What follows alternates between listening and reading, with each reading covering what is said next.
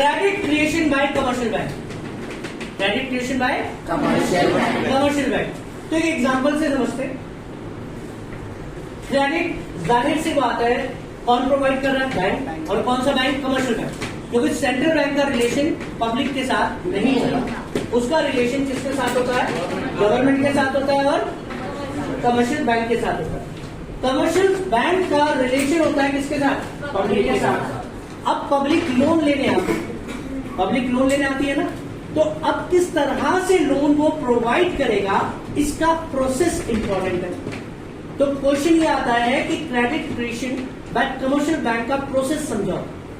तो प्रोसेस ये एग्जांपल के थ्रू ही समझाया जा सकता है, अदरवाइज इसकी क्या आती है? सबसे पहले एजम्पशन। जब भी कोई चीज हम अपनी तरह से इमेजिन करते हैं तो वी हैव टू अज्यूम, हमारे पास कुछ एजम्पशंस होती है, कुछ एज्यूम करना होता है। सबसे पहले हम मानकर चल रहे हैं कि पूरी इकोनॉमी में एक ही बैंकिंग सिस्टम है, सिंगल बैंकिंग सिस्टम। पूरी इकोनॉमी में कितने बैंक है? एक ही बैंकिंग सिस्टम है, सिंगल बैंकिंग सिस्टम। दूसरी बात हम ये अज्यूम करके चल रहे हैं कि हमारा देश कैशलेस इकोनॉमी क्या है, जिसकी वजह से डिमोनेटाइजेशन भी हुआ था। उसके पीछे ऑब्जेक्टिव भी यही था क्या कि हमारे देश को क्या बनाया जाए? कैशलेस। कैशलेस का मतलब कैश से बात नहीं हो रही, जो भी काम होगा बैंक के थ्रू होगा, जो भी ट्रांजेक्शन होगी ऑनलाइन होगी, बैंक के थ्रू होगी। फोन पे, गूगल पे, हमारा पे, तुम्हारा पे, उनका पे, सबका पे चल रहा है ना ऑनलाइन ट्रांजेक्शन। किससे?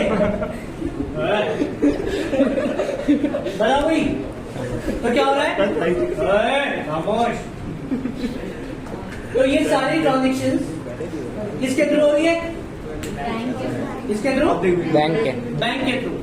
अब ये तीन एजम्पशन हो गई, कौन कौन सी बताओ जल्दी? Single banking system, cashless economy, और तीसरी एजम्पशन अभी नहीं बताई, बता रहा हूं। ओए सुनो, एक होता है LRR, लीगल रिजर्व रेशियो, और एक होता है CRR, कैश रिजर्व रेशियो। एक बहुत ही इंपॉर्टेंट बात बता रहा हूं जो आपको शायद नहीं मिलेगी बुक में, तो ध्यान से सुनो। एक होता है LRR, एक होता है CRR, और एक होता है SLR। ये तीन चीजें होती हैं। अब तुमको हो सके तो है बुक में। ओए अब कई बार क्रेडिट क्रिएशन में क्वेश्चन में SLR दिया होता है, या CRR दिया होता है, या LRR दिया होता है।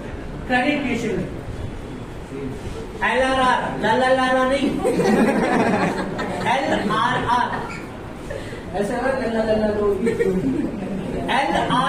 Legal reserve ratio, cash reserve ratio, statutory liquidity ratio. अब मैं आपको एक बात बताना चाह रहा हूं कि कई बुक्स में क्या होता है? CRR दिया होता है, कुछ बुक्स में LRR दिया होता है। स्टूडेंट यहां कंफ्यूज होता है कि LRR लिखे, अब मैं आपको बता रहा हूं लिखो LRR, लेकिन आप CRR भी लिखोगे तो गलत। अब उसका रीजन मैं दे रहा हूं। पहले CRR का मतलब पता होना चाहिए आपको। CRR का मतलब क्या होता है? CRR का मतलब होता है जब कमर्शियल बैंक अपने डिपॉजिट का एक पार्ट किसके पास रख पाता है? RBI के पास, उसे CRR कहते हैं। SLR होता है कमर्शियल बैंक अपने डिपॉजिट का एक पोर्शन अपने पास खुद के पास रखता है, तो उसे क्या कहते हैं? SLR। और दोनों को मर्ज करते हैं तो LRR। लेकिन या कमर्शियल बैंक अपने डिपॉजिट का एक पार्ट RBI के पास रखता है, RBI के रिजर्व बैंक ऑफ इंडिया, तो उसे कहते हैं कैश रिजर्व रेशियो। अपने डिपॉजिट का एक पार्ट को खुद के पास रखेगा तो उसे क्या कहेंगे? SLR। और दोनों को मिला दे, हाँ भाई, दोनों को मिला देंगे तो क्या होगी? LRR। अब सुनो, बैंक कितने? There is single banking system, और जब देश में एक ही बैंक है वही RBI है और वही कमर्शियल बैंक है, तो जो अपने पास रख रहा है वो भी SLR है, और वही CRR है, और वही समझ गए क्यों? क्योंकि यहाँ RBI का फंडिंग हम मान के चल रहे हैं, there is single banking system. Reason पता चल गया? ये लॉजिक है। ओके, तो हम मान के चल रहे हैं LRR 10% है, यानी RBI के बैंक के पास, कमर्शियल बैंक के पास अगर 10,000 रुपए हैं तो उसका 10% वो अपने पास रखेगा, बाकी लोन दे देगा। तो 10,000 का पहला पर्सन आया, मान लो खुश होकर आया और 10,000 रुपए लेकर आया primary deposit. Primary deposit commercial bank as per the condition LRR कितना 10%। 10,000 का 10% कितना होता है? 1,000 बताओ। 1,000 होता है। तो 9,000 में लोन दे दूंगा इस बच्चे को, दिव्यांश को, और 1,000 रुपए मैं अपने पास एज अ LRR रखूंगा। लेकिन 9,000 में से कैश नहीं दूंगा क्योंकि कैशलेस इकोनॉमी है, ये लोन लेने आएगा। अच्छा, डिपॉजिट तो कैश करा सकते हो आप मेरे पास, लेकिन बैंक जल्दी से क्या नहीं देगा आपको? कैश। कैशलेस इकोनॉमी की जरूरत ही नहीं है।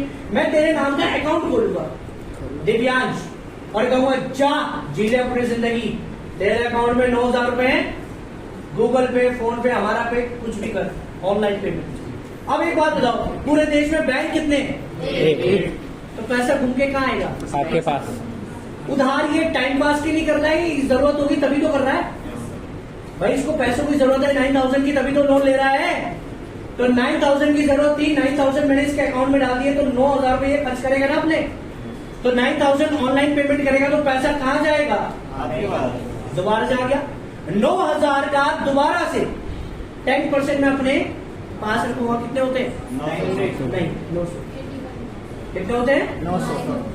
तो 900 रुपया अपने पास और 8100 8100 कशिश के पास। ये प्रोसेस लगातार चलता रहेगा, चलता रहेगा, चलता रहेगा, यानी चलता रहेगा जब तक कि ये अमाउंट जीरो। एक बैंक ने एक ही डिपॉजिट पर कितनी बार लोगों को लोन दे दिया, वो कैसे पता चलेगा? इसका एक फॉर्मूला दिया गया है 1/में LRR। अगर सिर्फ यही लिख दो ना 1/में LRR, this is called money multiplier. कुछ स्टूडेंट्स मुझसे पूछते हैं सर मनी मल्टीप्लायर क्या होता है? 1/में LRR is called money multiplier. Okay, ये बहुत नई नई बातें बताई मैंने आपको। 1/में LRR मनी मल्टीप्लायर, और उसको मल्टीप्लाई कर दो। इनिशियल डिपॉजिट कितना था? 10,000 और LRR कितना था? 10%। तो 1/में 10% इंटू 10,000 रेसिप्रोकल करोगे कितना आएगा? 10 ही आएगा।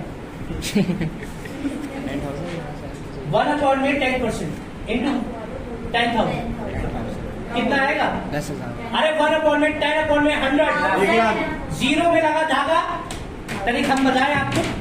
सुनो, 1/में LRR इंटू प्राइमरी डिपॉजिट, 1/में LRR 10%, जीरो में लग गया धागा, लग गया, चोर निकल कर भाग गया, into primary deposit 10,000 yes, reciprocal होगा तो ये उल्टा हो जाएगा, तो 10 हो जाएगा इंटू 1 लाख, तो हो गया 1 लाख।